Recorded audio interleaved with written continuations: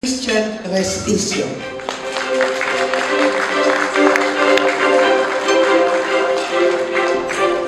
Everyone, so my name is Brent. I'm from Colors Philippines. It was my boss, Joey Bonda, who was initially invited to speak in this event, but unfortunately, he'll be flying to Hong Kong, so he sent me on his behalf. The last time I went to a Crepa event was during the Batangas Housing Summit last January, but the data that I have shown before was as of the first 9 months of 2024. But now, I'm very happy to be presenting the performance of the real estate industry during the full year of 2024. So we might be hearing so many hearsays about what's happening to the property market, the effects of POGO ban.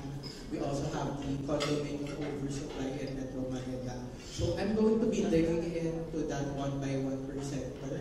So just to debunk the doom and gloom, that it's not really all that bad for the property market in general. Some sectors are doing better as compared to the others. So let's look into that. The first negative net take up in 2024 as of 2021, and this is because of the vacated spaces as a result of the POGO ban implemented by President. There is also a slowdown in transactions during the fourth quarter of 2024 because of the US elections. But historically, after the US elections, we have seen very positive take-up. So some firms are still on a wait and see. We're very optimistic that this will recover by 2025. We're also seeing a tenant leading market because of the high volume of new supply. As of the end of 2025, 2024 vacancy is at 19.8. So net take-up is at negative 45,000 square meters, as I mentioned earlier. This is our first negative net take-up as of 2020. And by 2025, we're forecasting vacancy to be at 22%. If we break down the negative net take-up, 752,000 are actually taken up this year. But due to the POGO ban, there's a POGO vacated space of 260,000 on top of the 530,000 of vacated space. So that wasn't enough to offset the amount of transaction resulting in negative net take-up for this year.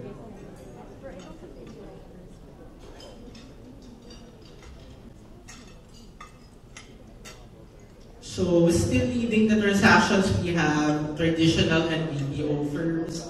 For the traditional firms, these are the profiles of the tenants.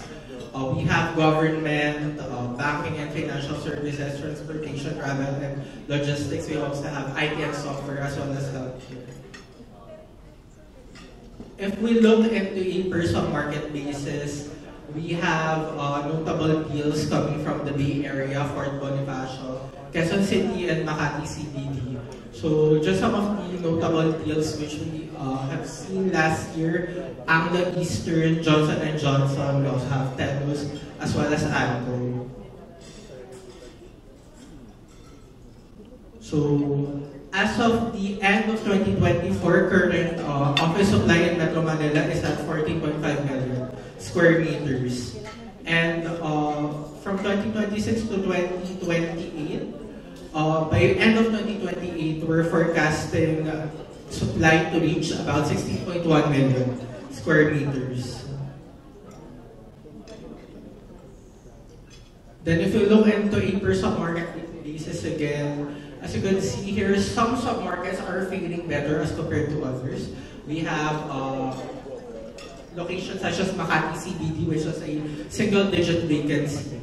And we also have locations such as Ortigas Center, Fort Bonifacio, which vacancies are lower as compared to the overall office vacancy of 19.8%. But if we look into these locations such as Makati, Fringe, and Bay Area, so these are the locations wherein the POGO offices are mostly concentrated. And due to the POGO ban, these submarkets are really adversely affected, having vacancies of now 35%. We're also seeing more opportunities in the provinces. So demand is not only now concentrated in Cebu. We also recorded an increase in transactions in some provinces such as Iloilo, Davao, Bacolod, Batangas, and Bohol. So definitely more opportunities for outsourcing companies to expand in these locations.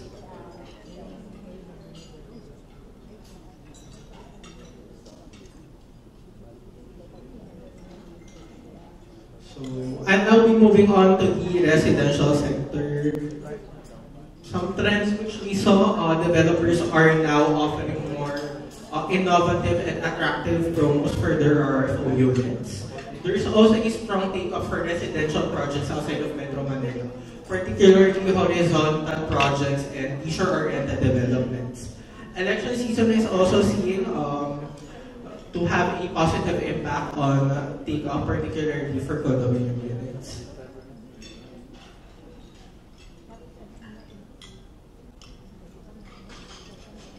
So, as of the end of 2024, condominium, this is just a snapshot, condominium stock in major Metro Manila CBDs have reached 163,000. And leading the back here, we have the major CBDs, of course, Makati CBD, Bay Area, and Fort Bonifacio, accounting for about 70% of the supply.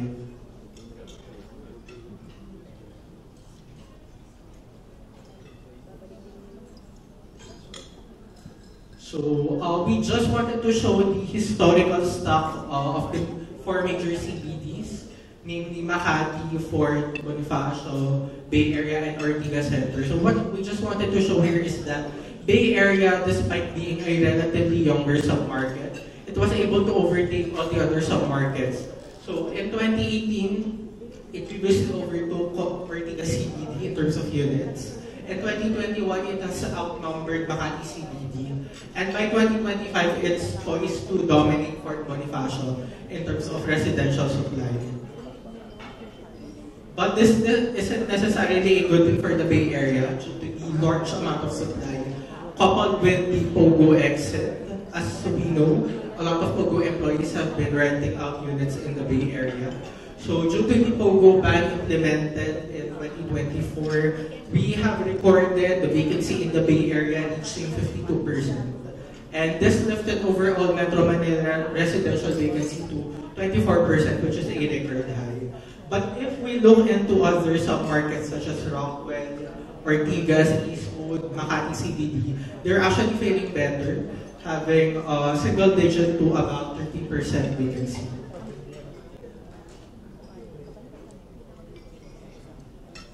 So this is the current situation of the pre-selling market in Metro Manila.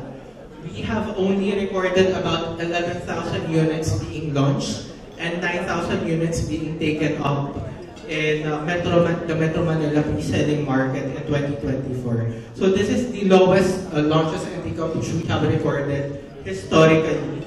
This is very far as compared to the peak POGO period from 2017 to 2019, wherein we're recording launches and take-up reaching about 50,000, 60,000.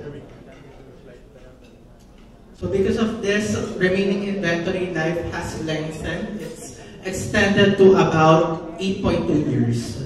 So there's about 74,000 unsold condominium units in Metro Manila, and it will take about 98 months to fully absorb all these condominium units.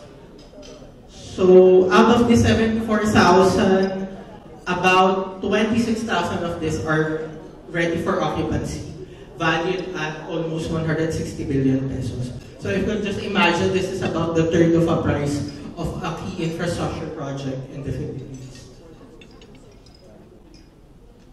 If we dissect this RFO inventory per sector,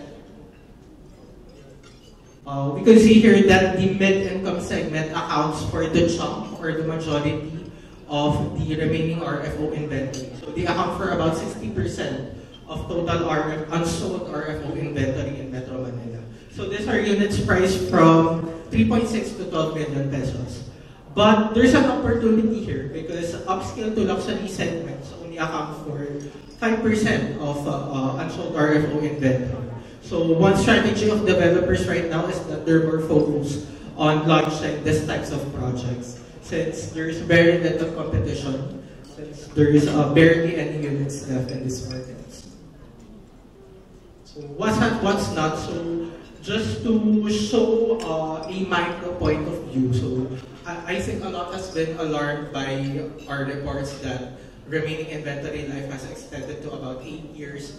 But that's the overall market. If we look into a per location basis, some markets are actually doing really good. So if we look into CBD such as Makati CBD, Ortigas Center, Rockwell and Fort Bonifacio, they barely have any unsold RFO inventory as compared to other locations such as Makati, Pasig, Quezon City, Manila, and Parañaque. And if we compare their pre-selling price per square meters, in Rockwell we have about 550,000 per square meter in the pre-selling market. In Makati we have 400,000. So it's not really doom and gloom in the residential market. You just have to know your location. Just to dissect the reasons for the condominium oversupply, of course the POGO exodus, which I mentioned earlier. Elevated mortgage rates has also been affecting take-up. Then these are the other two reasons for the oversupply. It's because the prices have been increasing and the salaries and remittances aren't catching up as compared to that. So based on our analysis from 2017 to 2023, annual average pre-selling prices have increased by about 14%. But salaries in general have only increased by 5% on top of the cash remittances, which has 3% annual increase. So that if we combine that, that's about 8%. But prices have increased by almost double at 14%. So there's a lag. So just to debunk the doom and gloom in the residential market, even if there is a lukewarm demand in the Metro Manila condominium market, of course there are still opportunities. So these are some of the recovery enablers. Some I'll discuss in the succeeding slides.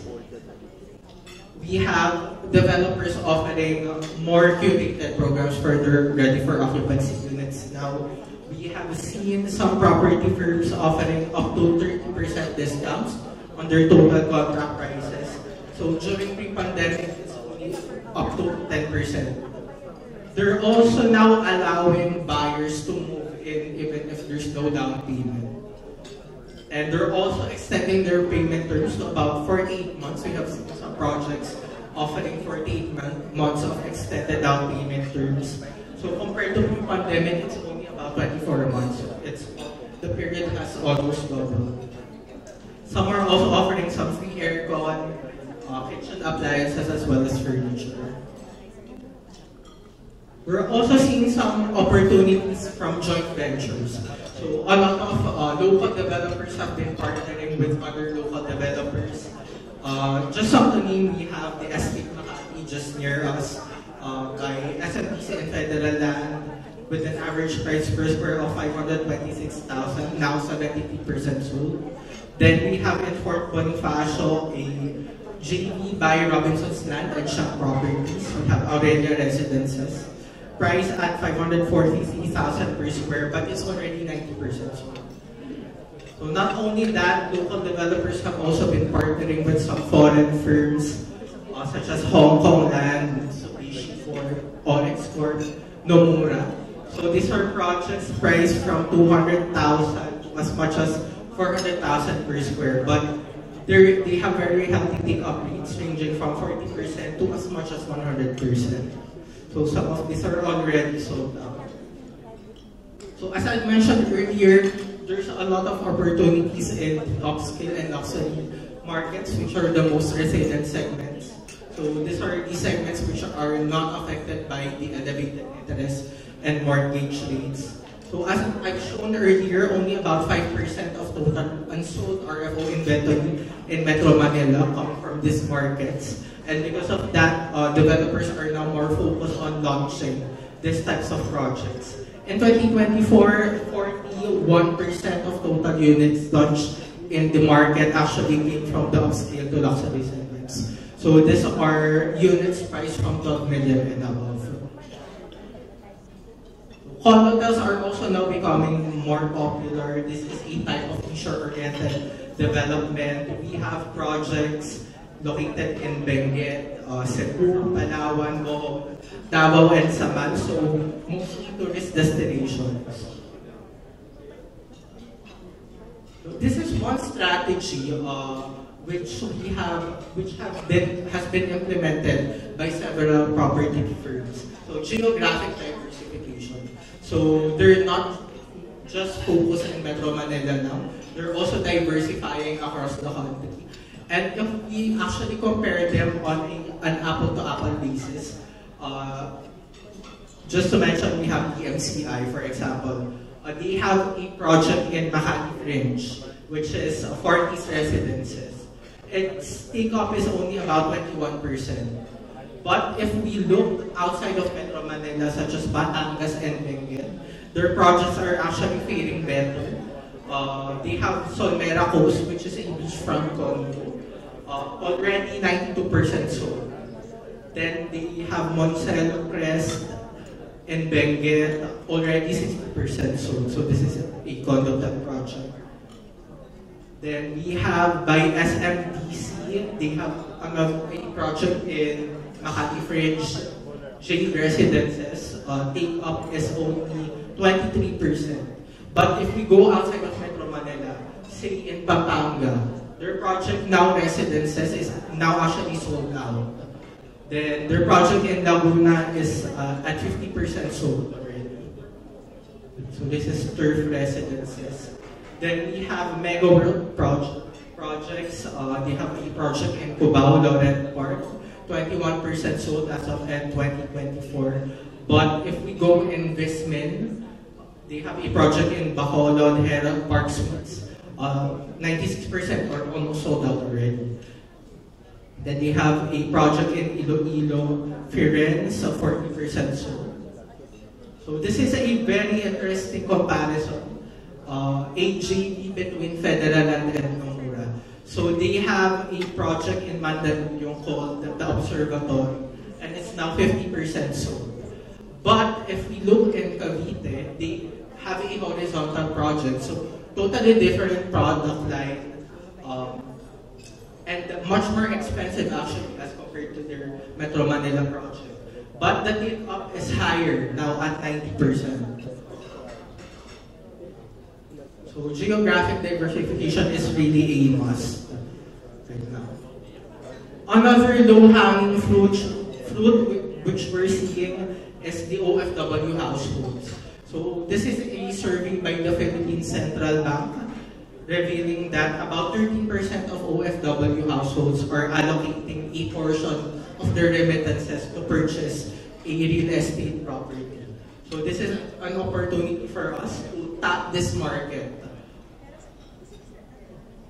Just some of our recommendations, more attractive and flexible RFO promos, which I've shown earlier. They're now extending their down payment terms, more higher discounts on their total contract prices, then launch the right product at the right location. So that's what I've been mentioning, geographic diversification. So if your product or project in Metro Manila is not faring well, you may try to expand outside of Metro Manila with a totally different product line. I will just be going in fast with the other key sectors. We have the retail sector. Just a summary, we're seeing the completion of about 337,000 square meters of new retail space. Food and beverage is still poised to dominate mall space take-up. Then more innovative use of mall space. Some are already incorporating co-working spaces into their retail developments. We're also now seeing greater interest from foreign retailers. So I'll just be showing some in the succeeding slides. So from 2024 to 2026, we're projecting about 160,000 square meters of new retail supply in Metro Manila. So these are some of the projects that are going to be completed. We have in QC, Ayala Sparklings. We have the redevelopments of SM Mega Mall, Greenbelt 1 and Greenbelt 2 as well. Then in Arca South, Ayala Malls Arca South is also going to open. So speaking of redevelopments, we have seen and observed a lot of developers right now which are redeveloping their malls. So just from the name, we have SM Prime, which has been currently renovating some of their malls such as Mega Mall, MOA, Cebu, Bacolod, and Iloilo. Then we also have Ayala with Glorieta, Ayala Center, Cebu, Greenbelt 2, Trinoma, as well as Greenbelt 1. So developers are now also not only focused in Metro Manila, but they're also expanding outside of Metro Manila. So these are just some of the new and upcoming malls in key provinces such as Pampanga, Iloilo, Cebu, Bacolod, and Davao. So as I mentioned earlier, F&B is still going to dominate mall space take-up, accounting for about 40% of upcoming retailers. These are just some of the upcoming retailers which are going to open in Metro Manila. And we're also seeing greater interest from foreign retailers right now. We have some of the notable Anco as well as Niton, which is a furniture seller. And as I've mentioned earlier, more malls are now incorporating co-working spaces or flexible workspaces in their malls. So this is a survey which we've done a few quarters ago. And a lot of our respondents actually answered that their most preferred location for their flexible workspaces is at the malls. So for the hotel sector, from 2025 to 2027, we're forecasting the delivery of about 1,600 new hotel rooms, foreign arrivals to continue rising, more foreign brands to enter the Philippine market, and MICE events and business, just like what we're doing now, are starting to roar back, and hopefully it will spice up hotel occupancy across the country. So for the foreign arrivals, data from the Department of Tourism has shown that 5.95 million foreign tourists have arrived in the country in 2024. So this is lower than the target of 7.7 million by DOT, but still up as compared to the 2023 figures. So DOT has been targeting about 12 million tourists by 2028. So hopefully we achieve that target, and this is a positive for the leisure sector. So this is the occupancy per sub-market. We just wanted to highlight here that the Bay Area, despite suffering challenges in the residential and office market, they're actually faring better in terms of hotel. And their edge is that they're very proximate to NAIA. So hotels in the Bay Area are actually more preferred by balikbayans as well as some tourists. So just some of the new supply or new hotels completed in 2024. Some notable, we have Sodero North, which is the first 5-star hotel in Quezon City. Then Grand Westside Hotel, this is by Mega World, the largest hotel in the Philippines right now with 1,530 rooms. So from 2025 to 2027, we're seeing the completion of about 1,600 hotel rooms in Metro Manila. And 42% are actually going to come from foreign brands. So those highlighted in yellows are the foreign branded hotels that are going to open in Metro Manila. We have Citadines, Ascot, Banyan Tree, Hotel Okura, Mandarin Oriental. Somerset is also going to have a hotel in Valero. Radisson's Apartments is also going to expand in Salcedo and Makati.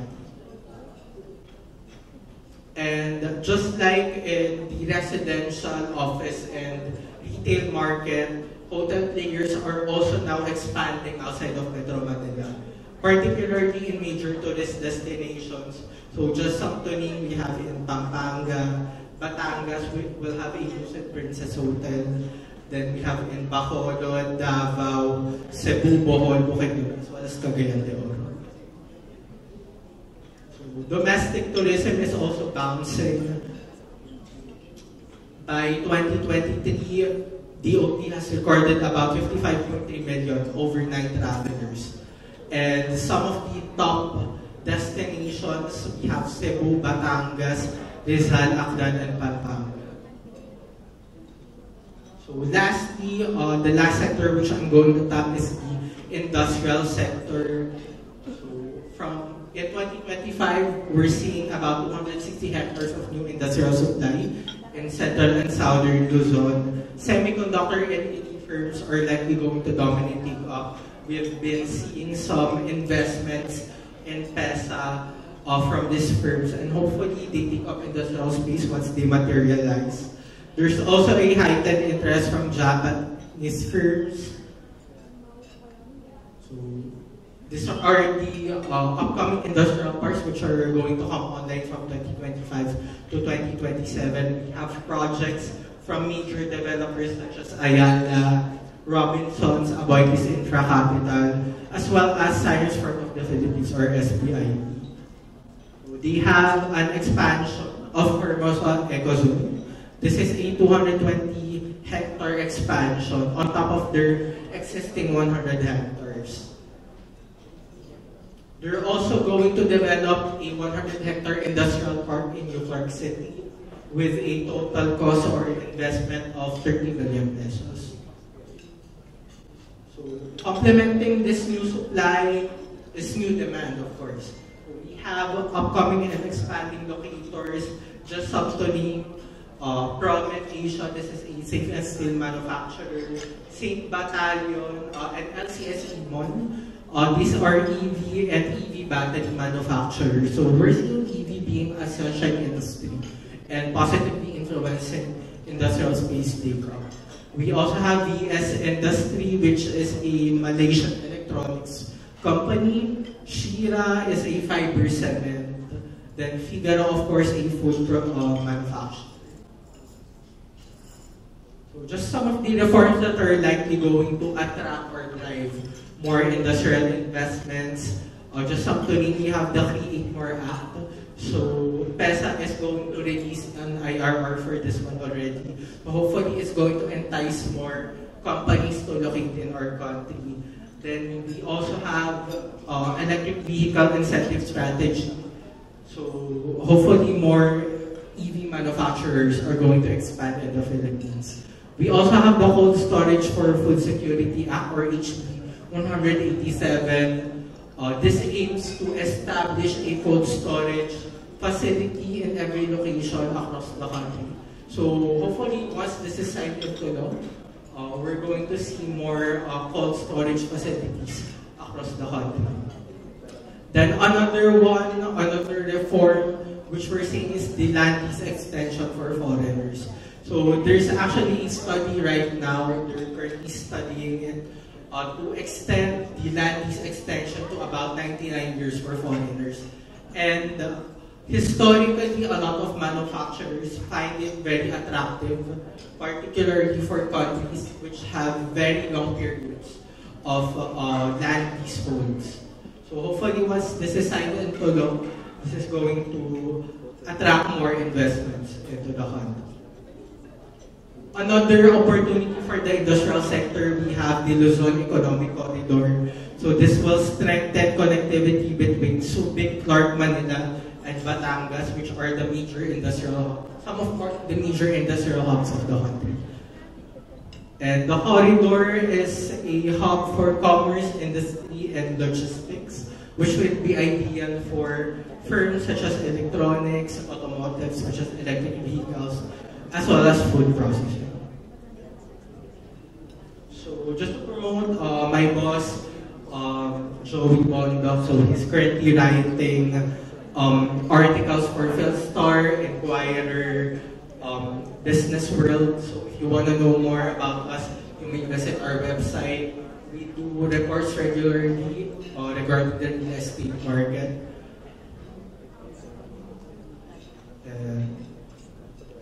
Yeah, follow us on our social medias.